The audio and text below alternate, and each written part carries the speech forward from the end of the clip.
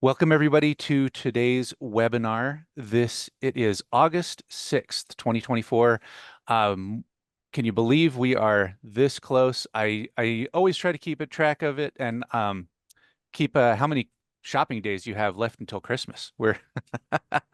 Yeah, I know in the summer heat right now you're not thinking about that, but we are getting quite close. Today, we are so pleased to have Joanna Reed and Beau Burdett, who are program analysts with NHTSA's National Center for Statistics and Analysis, and they as our presenters today. In this session, they are going to provide an overview of NHTSA's Model Minimum Uniform Crash Criteria, or MUC, with a focus on the updates to the 6th edition. And I will let them go over what's in the new edition here. We are so pleased and proud to have them here for this presentation today. And so without further ado, I'll go ahead and hand the time over to Joanna, who is going to get us started. Wonderful. Thank you. Thanks everyone for this great opportunity to chat with you all about MUC. I'm always excited to talk about MUC. And let's just go ahead and get started, Beau. All right. First off, I'm going to give you just a 6th edition overview. So for those of you who are not familiar with MUC, you'll understand a little bit where we're coming from. After that, Beau is going to take over and he's going to talk to you a little bit more about what you're interested in, and that would be the EMS and the injury data elements that are in MUC. So first of all, why are we collecting crash data? Why does anybody care about crash data? Well, we try to collect motor vehicle traffic crashes. We collect their data. It's essential for us to understand and improve traffic safety. Go ahead, Beau. And collecting and analyzing our crash data, it helps us gain some meaningful insights into why these crashes are happening, the nature of the causes and the injury outcomes of the crashes.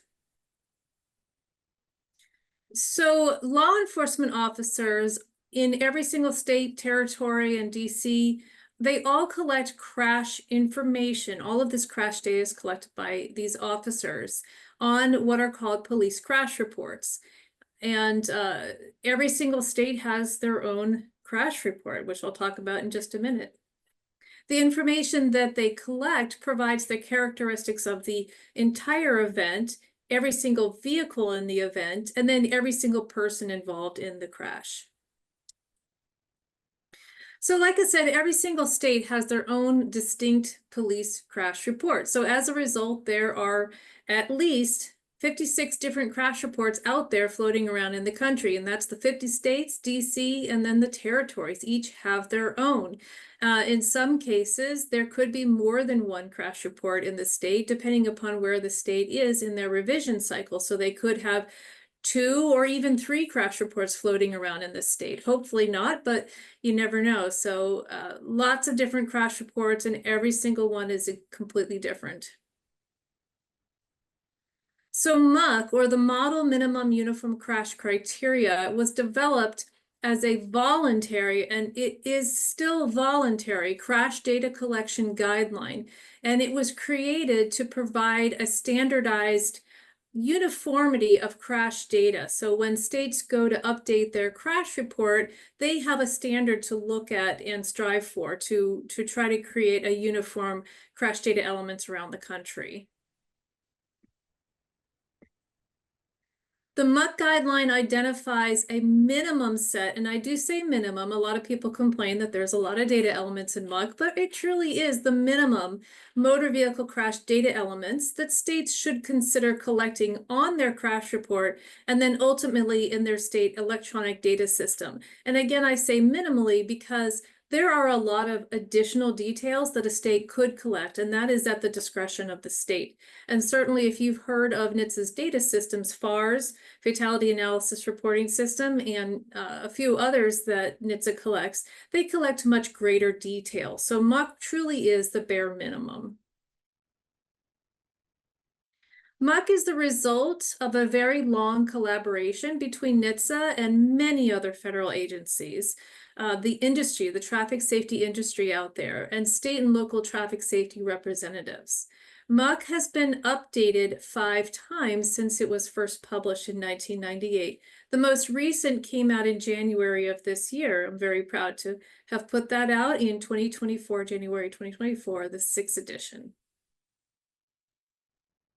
So the MUCC program, maybe you might just be thinking that it's just this document. Well, there's a whole lot that goes into this document. The MUCC program consists of, again, of course, what you know about maintaining that MUCC guideline document, but we also research new technology, data collection methods, terminology, and the definitions for all of these terms. We work collaboratively with the industry, federal, state, and local agencies. We want to know what is the best approach to collecting the data. We also do a lot of public outreach to find out what folks out there in the field think about these data elements. We also have a MUCC committee that is formed and then reviews the data elements that are in the current edition of MUCC to give us advice, to provide feedback and advice to NHTSA so that we can improve it upon the next edition. We track all incoming suggestions for improvement, and there are quite a few suggestions for improvement. MUCC is updated about every 5 years-ish, and so in those 5 years, we do collect an awful lot of suggestions on ways that we can improve the document. The MUCC program also creates standardized educational resources and training curricula. New with this MUCC 6th edition, we are forming a MUCC education and training program. It's still in its infancy at this point, but we will be putting that out in the next couple of years. We also develop and conduct feedback surveys so that we can find out how the officers who fill out the crash report, how they feel about these data elements, and get their input on ways to improve the data elements, or if they even can collect those data elements. And of course, we also provide expert advice to anybody who asks, what does this term mean? What does this definition mean? How do I apply this data element? That type of thing. So a lot of expert advice when folks need it. And then we also measure every single state's alignment, their crash report to the MUCC program, the MUCC document. And we will provide that information to the states so that they can understand how they compare to the MUCC document and what they would need to do to improve their alignment.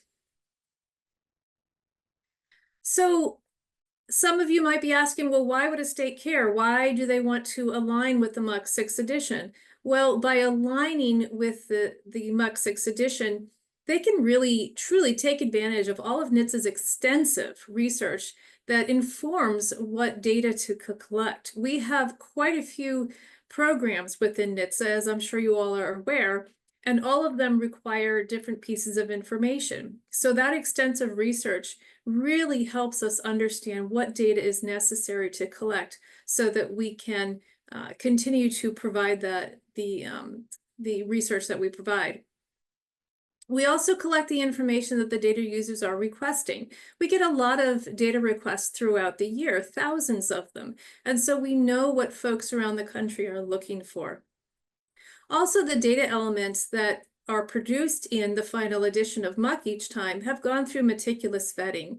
We have talked endlessly about every single data element and all the attributes that are in there. And so they have been thought very thoroughly, and we've provided definitions to each of those data elements and attributes. A state can also increase their national uniformity and completeness of crash data so that states are all collecting the same information.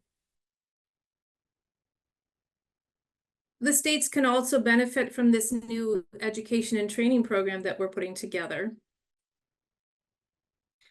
The states would also be able to reduce their inconsistencies with NHTSA's crash data systems, for example, FARS, which you probably are aware of already. And then for those states that participate in NHTSA's electronic data transfer process, it will create a much smoother transition if they are already collecting the same thing that NHTSA is collecting. We wouldn't have to do as many translations between the state's data systems and the national data systems. And of course, states are always interested in ways that they can qualify for federal grant programs. So by aligning with MUCC, there are several grant programs out there that are available to the states. So with the 6th edition, we accomplished quite a few of our goals, and I'm really happy to talk about these. We have modernized and refined the MUCC data elements. We took a look, like I said, at every single one of the data elements and the attributes, and we worked to make them much simpler and really refine them so that law enforcement officers who are filling out the crash reports can quickly answer those questions and quickly understand those data elements without having to look them up. We harmonized with other national standards such as NEMSIS, which you all are familiar with. We looked at what the different data standards out there, NEMSIS, Meyer, MUTCD, there are many of them out there. And we looked at what data they were collecting and how we could standardize what we were doing compared to what they were doing. We've also substantially improved the alignment between MUCC and NHTSA's crash data systems. So we worked really hard at harmonizing, modifying MUCC or modifying NHTSA's different data systems, or both in some cases. So we've done a lot of improvement work over the last several years. So some of the ways that we were informed for improving for the 6th edition, we brought in some subject matter experts on crash data collection, document organization, plain language, if you've heard of that format, plain language, data interfaces and integration, and then of course traffic records data systems. So we had all these subject matter experts come in and provide us advice, feedback and advice on how we can improve each section within MUCC. We also formed a MUCC committee, and this was made up of 25 state and local government representatives, and they were appointed by NHTSA's acting administrator. They provided their feedback and advice to us so that we could improve MUCC and make it a modernized document for the future. We also brought in many federal partners. So we brought in, of course, lots of folks from around the different offices within NHTSA. We also brought in folks from Federal Highways, from Federal Motor Carrier, Federal Railroad Administration, the Office of the Secretary of Transportation. We brought in the CDC, we brought in NTSB, and we also brought in FEMA and the U.S. Fire Administration. So we brought in lots of perspectives this time to really, truly understand how they're using the data and if they had some new perspectives on how we could clean it up and improve it for the future. We put out a Federal Register notice with a draft edition so that we could get the comments from the public on how we could improve. And we did actually take quite a few of those public comments, and they helped us improve the MUCC document for the final document that came out in January. We also looked at the state to MUCC alignment mappings. You may have heard of MUCC mapping reports. So what we do is we compare the state's crash report and their data collection system and all of their documentation. We compare that to the MUCC document. We look at all the data elements, the attributes, all of the definitions, all of the guidance that's provided, and we see how well they align. We measure that, and then we provide that information to the state. For informing improvements for the 6th edition, we looked at the data from alignment mappings for the 5th edition to see where we were falling short and what we could do to improve our alignment with the states, and the states could improve their alignment with us. We also looked at these other national standards that I mentioned previously, such as NEMSIS and Meyer and MUTCD and several others out there. We looked to see how we compared to these other national standards and see if we were using the same language or if we need to change things. So MUCC is now the foundation for NHTSA's crash data collection programs. With the 6th edition, we have substantially reduced the discrepancies that were previously there between MUCC and NHTSA's crash data systems. We worked really hard over the last couple of years to modify what needed to be modified, whether it was MUCC or it was NHTSA's crash data systems, FARS, CRIS, etc. And we made those modifications so that we're all collecting the same information. And like I said, by doing this alignment, states and NHTSA will now be collecting the same information by using the same formats. So the format that is in MUCC is the format that is going to be in FARS and CRIS. So if states align with MUCC, they will also be aligning with FARS and CRIS. So this is going to be of great benefit for those states who are wishing to participate in NHTSA's electronic data program, the EDT program. Again, if they align with MUCC 6th edition, they will also be aligning with FARS and CRIS, and therefore the data translation is much less. We can just quickly transfer that data over for those states participating.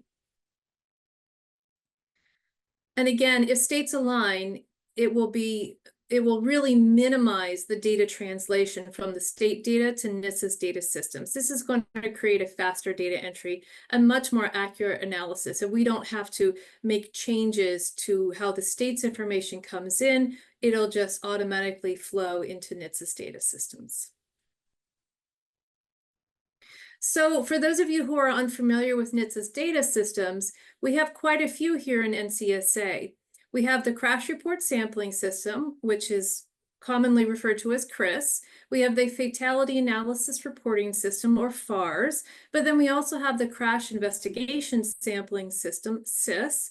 We have the special crash investigations. We have the non-traffic surveillance system. We have the crash injury research and engineering network, or SIREN.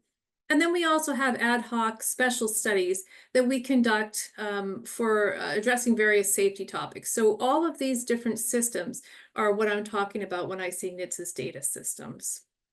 These are our NCSA data systems. So in this new document, several of the MUCC data elements were reconfigured for simpler data collection. And this is going to really, truly enable law enforcement officers to quickly answer those questions and move on without having to look up definitions, rules, or other guidance.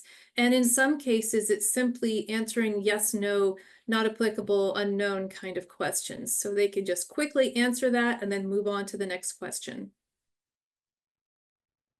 This is going to result in much more accurate and efficient data collection. It's going to be much faster for those folks who are at the scene and able to fill out that crash report a lot faster. And then when applicable, we added a lot of electronic implementation suggestions. We added those to each of the data elements wherever possible to ease those data collection efforts, such as if you code this data element with this particular selection, then you can autofill all of these other data elements. So it will really help ease those data collection efforts. So to understand the rest of this presentation, I just wanted to show you here how we reorganize the MUCC 6th edition. And this will really help with Beau's presentation so you know where in the collection he's talking about. So similar to the state police crash reports and the way that NHTSA's crash data collections are organized, we reorganized the MUCC 6th edition to follow the same method. So we start at the overall crash level. These are going to be things like the atmospheric conditions at the time. We'll be looking at things like if there was an intersection in this particular crash location, are there any overall crash related factors in that area? So just sort of the crash environment, the overall characteristics. And next, we move down to each of the individual vehicles that are in the crash. So we'll collect the characteristics, the events, and the consequences of each motor vehicle involved in the crash. These would be things like the VIN of the vehicle, the make and the model of the vehicle. And then we move on to the driver within each vehicle, and we collect the different characteristics, actions, and consequences to each of the drivers involved in the crash in each of those vehicles. Next, we move on to the person level. So these are going to be all of the people involved in the crash, whether they're inside a motor vehicle or if they're a non-motorist, if they're outside a motor vehicle. So these are going to be collected for every single person, including the driver, every single person involved in the crash. Things like their injury status, their birth date, their age, their all the different, were they wearing a restraint, were they wearing a helmet, that kind of thing. And then finally, we collect some additional characteristics for those folks who are not inside a motor vehicle. So these will be our non-motorists. These are our pedestrians or people on personal conveyances, etc. Okay, now I'm going to hand it over to Beau, who is going to take the rest of the presentation to talk to you about the things that you're truly interested in here in this call, and that's the injury and the EMS data improvements. So Beau, take it away. Sure, thank you, Joanna. So like she mentioned, I'm going to discuss some of the specific elements in the new edition and how they may have changed or been modified to hopefully improve collection and the data use in the back end. So at the crash level, at the highest level, MUCC has a new element called related factors. And this is kind of a catch-all for any relevant factors that don't have a specific element. And among other selections on the data element, there's one specifically related to whether a crash is emergency vehicle related. And this could have one of two ways. So it could be a contact example where an ambulance, in this example, an ambulance is on emergency response, travels through an intersection and is struck. So the ambulance is involved in the actual crash. But it could also be a non-contact. So maybe a vehicle moves over to avoid an ambulance involved in emergency response and strikes a pedestrian while they're changing lanes, something like that. At the vehicle level, there's one element related to the special use of the vehicle. This was previously a special function of a motor vehicle and transport, if you're familiar with MUCC 5. But among the other selections for the special use, there are several related to emergency response, namely fire truck, ambulance, other emergency service vehicle. One example of this would be a fire chief's vehicle if they are engaged in emergency response, as well as incident response vehicles. At the vehicle level, there's a few elements. One is the emergency response, and this was a previous element renamed to emergency response. And this was an example of one of the questions that was simplified. So it was one question that asked multiple different questions. It was a compound question, I guess, is an easier way. And it was simplified into 3 separate elements that are yes, no, as well as not applicable and unknown. But it's was the vehicle engaged in an emergency response? Was the vehicle using emergency warning equipment? And was the vehicle transporting persons, patients, arrestees, etc.? There's also related factors at the vehicle level, so similar to the others. And this one has one specific selection. These are multi-choice selections, but one is related to emergency response. And that's whether an emergency vehicle was working at the scene of an emergency or performing other traffic control activities. So for instance, an ambulance at a crash scene, a fire truck at a fire, maybe a police officer blocking a road for a parade. Those types of things would qualify under that selection. At the driver level, there's also a related factor, and this would be related to the move over laws. So there's 2 different selections. Again, this is a multi-selection element, so both of these could be selected. But whether a vehicle is attempting to move over or slow down is required by the move over law, and whether they failed to move over and slow down. Under the person elements, there's multiple emergency response related and injury related elements, but for the first one here, it's the special function of a person, and this was a subfield under person type, but it was moved out of that to better capture it. So this is collected for every person in the crash, and among the other selections for special function of a person are emergency medical service person and fire and rescue person. Injury status is an old data element, and nothing has changed, but I did want to highlight this. This is the only way that on a crash report directly that injury data is collected, and it's collected on a scale called CABCO, which you may be familiar with, where K is a fatality, and then it's a descending level of severity down to O. And of note is states are required to adhere. So MUCC is voluntary. However, states have to report serious injuries using the definition of suspected serious injury. And I think in the 4th edition, the definition was expanded to, I guess, hopefully improve the accuracy, make it easier for officers to collect better injury data. Included things like it's a suspected serious injury when the patient's unconscious when taken from the scene, whether they have severe lacerations that may expose muscle or tissue or significant blood loss, and whether they have like a broken or distorted limb. So there's other examples. Those are a few of the examples that qualify as a suspected serious injury. And then there are the elements about the emergency medical services specifically. So for these elements were all split out. So this was one element again that was split out into 3 separate elements. So P8 is the transport.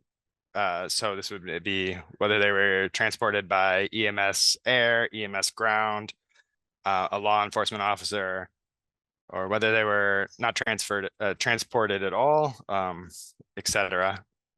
P9 is the emergency response. So that includes 2 subfields, one for the agency identifier and then another for the EMS run number. And then P10 is the medical facility that would receive the patient.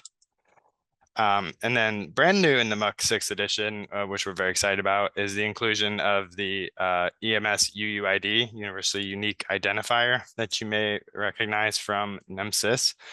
So we think this is critically important for linking crash data and injury data. Well, we think that's important in general, and we think this would make it easier on the states, et cetera, and better quality data. So we've included this new element, the EMS UUID, and it's collected for each person with each EMS run, and it's present in NEMSIS 3.50 and higher. And we think the UUID in conjunction with other data elements on the crash report can be used to integrate the crash data with other traffic records data systems, such as, for instance, the injury data systems. And when we're talking in the traffic records world of the injury data systems, there are several we're talking about. So not only the EMS data, but where they're transported. So say a hospital emergency department data, a hospital discharge data, trauma registry data, and vital records as well. The UUID you may be familiar with is a 32-digit hexadecimal number, and it's auto-exported from the source EMS record. We recommend capturing all the UUIDs generated for a person in MUCC. So it could be multiple if multiple EMS agencies respond and treat a patient, but we recommend a minimum of 4 per person at least.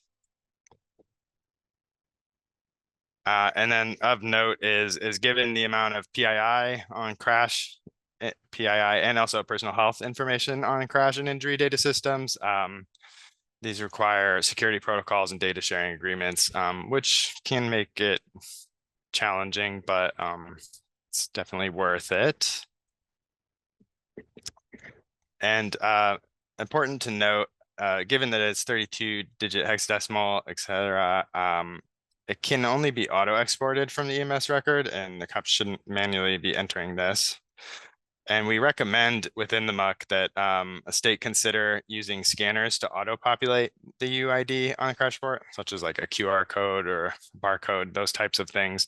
I know there's other research projects looking at the best ways to, I guess, get the UUID from the EMS to the crash report itself. And we think this is important to link these using the UUID to track a person from the scene of the crash through the healthcare system. And this would really facilitate the linkage of the crash data with the injury data, including NEMSIS specifically. So talking about integration, MUC also has a brand new chapter titled Traffic Records Data Integration. It's chapter 10. So chapter 10 is a list of best practices for states for data integration. And this was developed with subject matter experts from each of the traffic records data systems. So that's the crash, driver, vehicle, roadway, citation adjudication, and injury systems, as well as NHTSA itself, and the MUC committee also provided input on all those chapters, as well as the other feedback mechanisms such as public comments. And we hope this new chapter will assist states in identifying data elements from these other national standards and these, I guess, the standards themselves as sources of integration with their crash systems. And the benefit, one of the benefits is it can result in a more complete understanding of traffic safety issues so that better decisions can be made, problem identification. And linking the data systems can also reduce the number of elements that are required to collect from each data source. So for instance, if you link your crash and driver files, an officer could say scan a driver's license and it would auto-populate all of the relevant driver information. So as Joanna mentioned, we did consult other national standards and a lot of them show up in chapter 10. So specifically for the vehicle and driver levels, we looked at the AMVA D20. So that's the American Association of Motor Vehicle Administrators that contains all the data elements for vehicle related stuff, such as VIN or driver license number, etc. And the SID list, the Commercial Driver's License Information System. For the roadway, we looked at Meyer and HPMS that contains information like the functional classification of a roadway, whether it's a freeway or an arterial or a local road, or say the traffic volume of a road. Citation adjudication systems, there was no national standard we used or that we found included in chapter 10, but we did post examples of example elements that a state may, typical elements that are found in their citation adjudications the state may find beneficial for linkage, such as citation numbers, those types of things.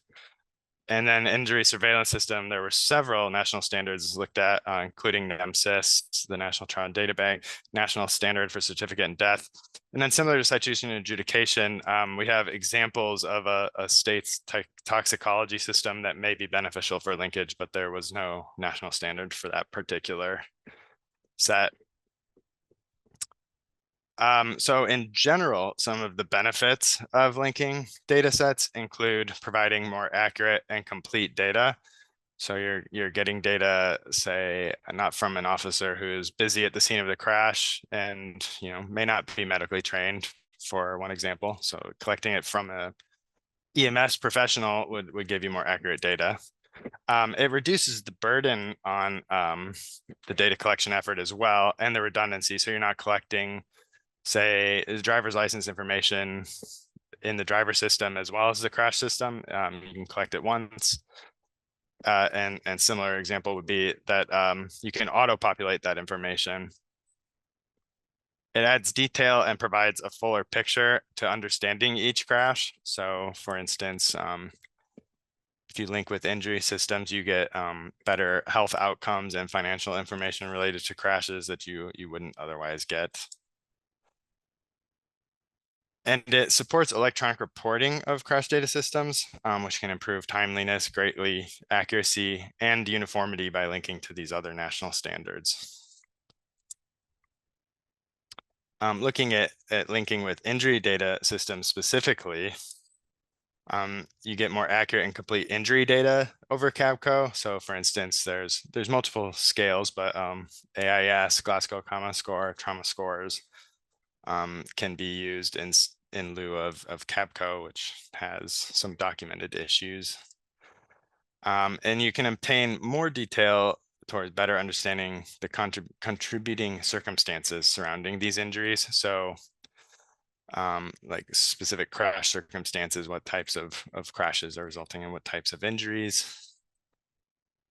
You can gain more accurate crash location and time that can help EMS improve response times to crashes and provide more accurate injury outcome classifications used for state problem identification and for evaluating effectiveness of countermeasures and traffic safety programs. Excuse me. And you can also describe the consequences of specific behaviors and choices to give decision makers more accurate pictures of crash outcomes.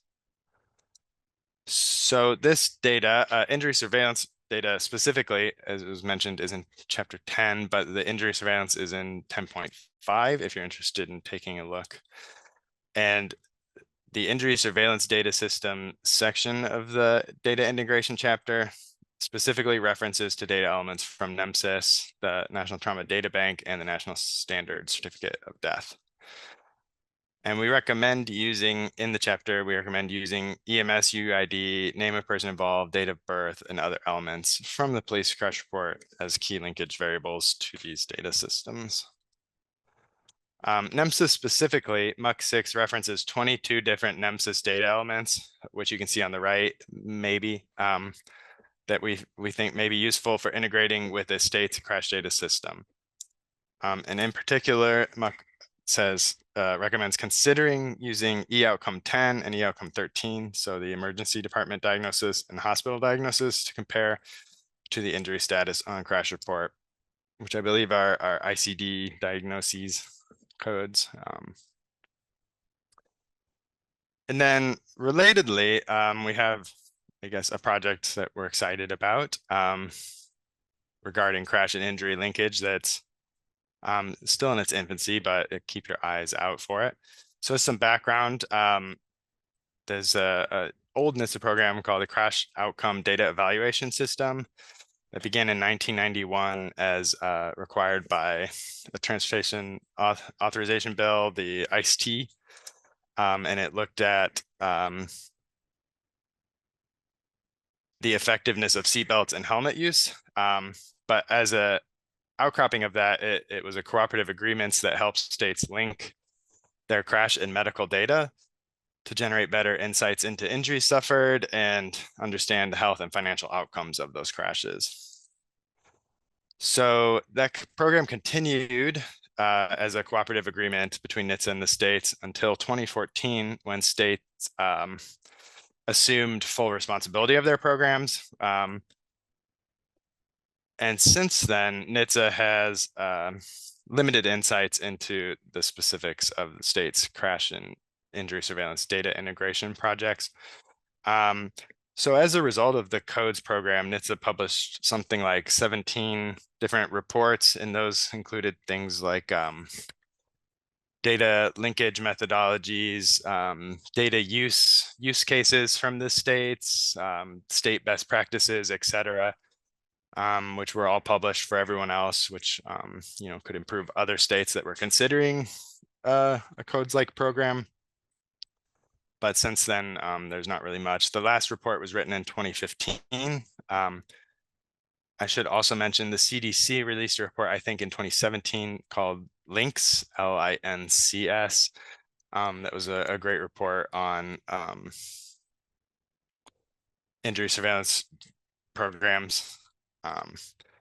But in the intervening time, I guess there's been a lot of developments. And so we're interested in, I guess, conducting a survey of the states. So the LINK program was also a sample of states. So we're going to try and expand on that and survey all of the states on the status of their current injury surveillance integration programs since codes expired. And as part of that, there's several things we're trying to collect. So first and foremost is document the state of practice in the states. So whether they have these programs, what are they doing? What are the challenges? How are they funding these? Those types of things. Synthesize any research enabled via crash and medical data linkages. So what are states or maybe universities, for example, using the output of these data sets for, like how are these data sets enabling data use? And then explore the state of the art and any emerging technologies. So for instance, the UUID on crash reports as seen in MMUCC. So we're not familiar with any states that currently do that, but we are encouraging it. Obviously, this was just released in January, so we're hoping to see whether states are considering adding this, how they're considering doing that. And then finally, discussing any challenges and opportunities states see with their data linkage program. And again, so this will take several forms, but one form is a survey to all the states. Another is more like focus groups with the codes, I guess, administrators, for lack of a better word, within the states by NHTSA region, as well as more in-depth follow-up interviews with a few of the states. And the end result of this, hopefully, is to disseminate best practices to the states to further crash and injury surveillance data integration. So keep your eyes open for that. And if you're involved in your state's integration program, we'll love to hear from you. So in conclusion, the new 6th edition is still voluntary. It's a crash data collection guideline, and it encourages greater uniformity amongst the state's crash data collection. It's the foundation for NHTSA's crash data collection programs, such as FARS, CRIS, et cetera, that Joanna had mentioned. And it incorporates and encourages electronic implementation and data integration. So for instance, those implementation suggestions Joanna mentioned, suggesting states auto-populate data. There's a whole chapter on human factors, how to design a crash report collection system that's user-friendly for officers. And then the new chapter on data integration as well, with the examples. And it includes the EMS UUID, which we think is can be used as a key linkage variable between crash and injury data systems and improve the linkage, make it more timely. And like I said, there's a new chapter 10, traffic records data integration, which presents best practices, best practice recommendations for data integration, including injury surveillance systems and specifically NEMSIS. Thank you. I guess, is there any questions or anything I missed that Joanna, you want to cover? Sure, we had some great questions going on in the chat here. We have a question, is the UUID unique to the patient or just for the incident? And several of us responded here. So basically, the UUID is auto-generated by the EMS software. Whenever a patient care report is created, that UUID represents the patient care report, not the patient. So it's not the person, it's the patient care report. And because of that, it's possible that 2 or more emergency medical systems who treat that patient, they would each have a new patient care report for each of those medical services. And each of those new patient care reports would come with a UUID. So for example, if you have a fire department, a ground EMS agency, and then they get transported to an air ambulance agency, for example, each of those would fill out their own patient care report, and each of those reports will have a UUID. And so for that reason, in MMUCC, we recommend that the state collect all UUIDs per person. So if a person has more than one, we recommend that the state collect all of them. And we have some more questions related to that. And we have a question on if the presentation slides will be shared. Beau and I would be happy to provide our slides to the event coordinators, and also it is being recorded. So you will be able to review this on the NEMSIS website and the NEMSIS YouTube channel. Are there any other questions? Hey, Joanna, this is Clay. May I ask a question? Absolutely, Clay. Yeah, so great presentation. Thank you so much, Beau and Joanna. Great presentation. Beau did a great job of kind of introducing the NEMSIS UUID. A lot of the folks on this call that are kind of in the EMS world, we've been working on socializing this idea for quite a while. And just a little bit of a clarification or maybe further kind of understanding, right? This idea of how do you get the UUID, you know, from an EMS record into, for example, MUCC. I don't know that that's kind of been worked out yet. For example, we in EMS have been working to make sure that the UUID can go into trauma registry records within the hospital. We began that road, that journey by making sure that the American College of Surgeons standard had a placeholder for it. Mm-hmm.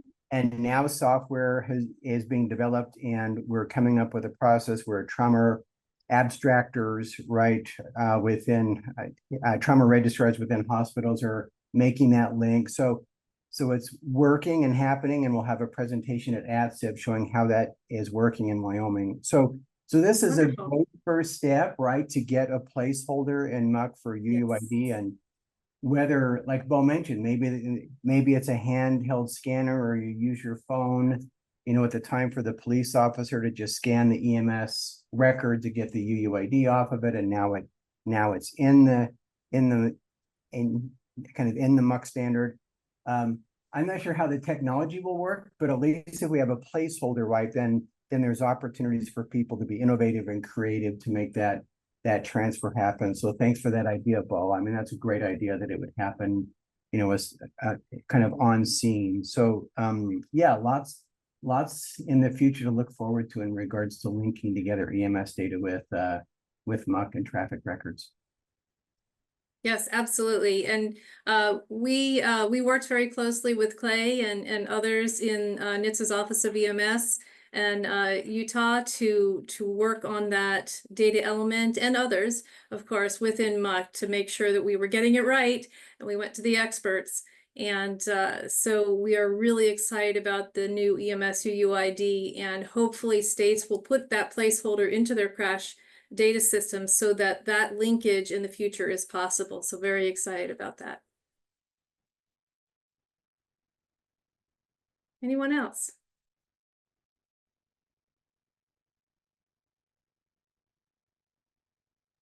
I guess one more thing, I guess, about our upcoming project in the UID. So by the time we actually are surveying these states, it might be a year or so. So hopefully states will have had an opportunity to digest the new element and consider and have discussions regarding that. So.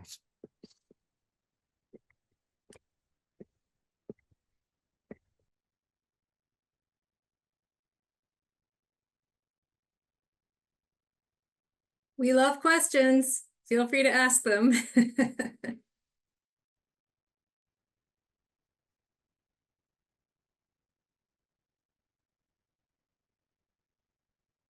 Last call for questions. For those of you Awesome. who are going to the ATSIP Traffic Records Forum next week in San Diego, Beau and I will both be there. And we would certainly be happy to answer more questions in person if you happen to be traveling to that conference. So please come up and introduce yourselves, and we can chat about all kinds of things. Awesome. every great opportunity to get in touch with you. And I see that you also have your contact information up here on this last slide. We So I'm do, yes. sure everybody's welcome to send your questions there. Awesome. Thank you so much. I'd like to extend our sincere thanks to Joanna and Beau today for their time and all this valuable information that they shared with us. Big virtual round of applause for you. Thank you very much. I'd also like to remind everyone on the call that you can stay updated with NEMSIS events like this one, as well as the NEMSIS V3 implementation calls by following our social media channels on Facebook, LinkedIn, X, Twitter, and YouTube. And additionally, you can also sign up for our mailing list on the NEMSIS homepage at nemsis.org. As was mentioned, a copy of this webinar will be posted to the YouTube and to the NEMSIS website shortly for those of you who would like to review this material or share it with colleagues. And with that, thank you all for joining us today, and I hope you all have a great rest of your week. Thank you, everybody. Bye-bye.